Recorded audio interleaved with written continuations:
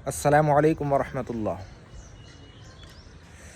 আলহামদুলিল্লাহ, আল্লাহ তাবারক ওয়া তাআলা যাদেরকে ধন সম্পদ দিয়েছেন, টাকা পয়সা দিয়েছেন,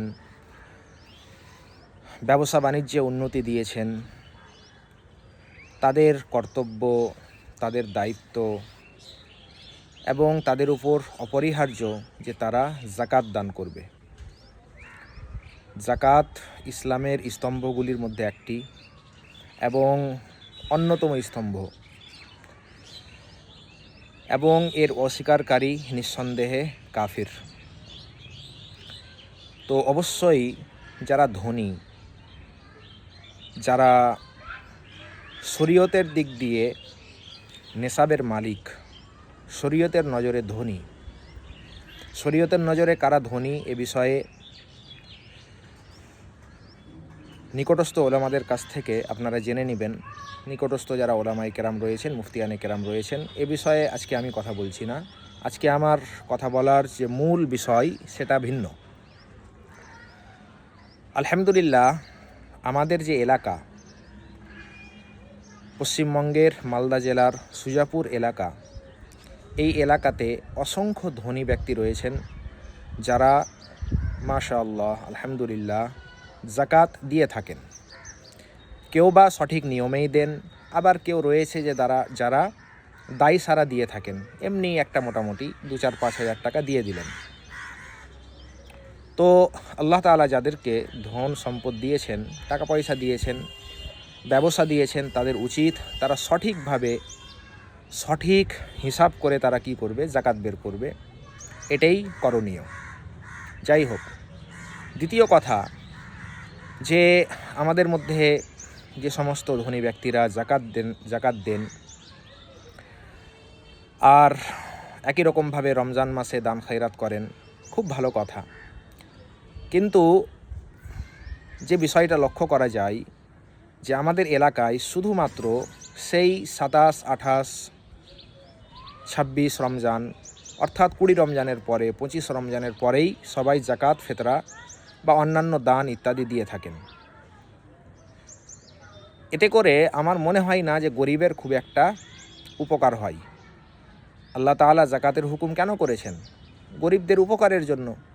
আল্লাহ তাআলা ফেতরার হুকুম কেন করেছেন? যাতে করে গরিবদের ঈদটা ভালো করে কাটুক। এবার আমাদের লক্ষণীয় বিষয় হচ্ছে এটা, যে গরিবের রোজাটা, রমজানটা ভালো করে কাটুক। এবারে আমরা যারা জাকাত দিই, আমরা যদি সেই 20 রমজানের পরে, 25 রমজানে, 27 রমজানে, 28 রমজানে গিয়ে দিই, তাহলে গরিবের রোজাটা কিভাবে কাটলো? তাদের তো সেই অভাবে অনাহারেই দিন কাটলো। তো তাদের উপকার তো তেমন হলো না। হ্যাঁ, পরে আবার সে খরচ করবে, ঠিক আছে, কিন্তু সবাই যদি সেই একই দিনে 27 রমজান, 28 রমজানে দেয়, তাহলে বেচারা গরিবরাও কাদের কাছে যাবে?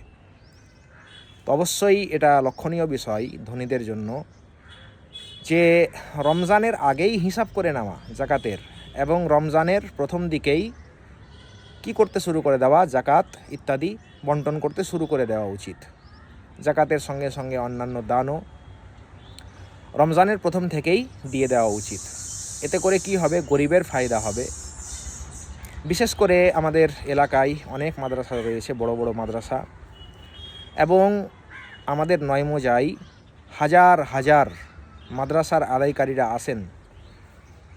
তো সেই একই দিনে 27, 28-এ এসে তারাও পেরেশান হয়ে যায় যে কার কাছে যাবে, কার কাছে যাবে না। তো খাস করে আমাদের এলাকার নয়মোজার যে সমস্ত মাদ্রাসা, তাদের প্রতি লক্ষ্য রেখে আমাদের উচিত, যারা আমরা জাকাত দিই, যে তাদের কাছে অন্তত আগেই জাকাতের অর্থগুলো পৌঁছে দেওয়া, যাতে করে তারা সেই দিনগুলোতে, 27, 28-এর দিনগুলোতে পেরেশান না হয়ে যায় সেই মাদ্রাসার আদায়কারীরা। তো অবশ্যই জাকাত ধনীদের জন্য অপরিহার্য। আল্লাহ তাবারক ওয়া তাআলা যাদেরকে শরীয়তের নজরে ধনী বানিয়েছেন, তাদের জন্য কর্তব্য জাকাত প্রদান করা।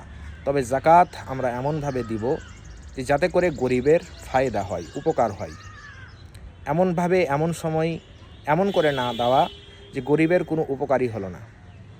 আর দ্বিতীয় কথা, জাকাত আল্লাহর জন্য দেওয়া, মানুষকে দেখানোর জন্য নয়। লম্বা লাইন লাগিয়ে দিয়েছি, একদিকে ফকিরের লাইন, একদিকে মাদ্রাসার শিক্ষকদের, আদায়কারীদের লাইন, এদিকে বাহবা লুটছে যে হ্যাঁ অমুক দাতা এত এত জাকাত দিল, এত এত জাকাত দিল। তো এতে করে অহংকারের সৃষ্টি হয়। আল্লাহই ভালো জানেন, অনেক সময় এটা অন্যের জন্য সহায়ক হয় যে তাকে দেখে আরেকজন দায়ী, সেটা ভিন্ন কথা, কিন্তু লোক দেখানো না হয়, শুধুমাত্র আল্লাহর জন্য হয়। আজকে এটুকুই বলার। আল্লাহ তাআলা আমাদের সবাইকে সঠিকভাবে আমল করার তৌফিক দান করুন। আমিন।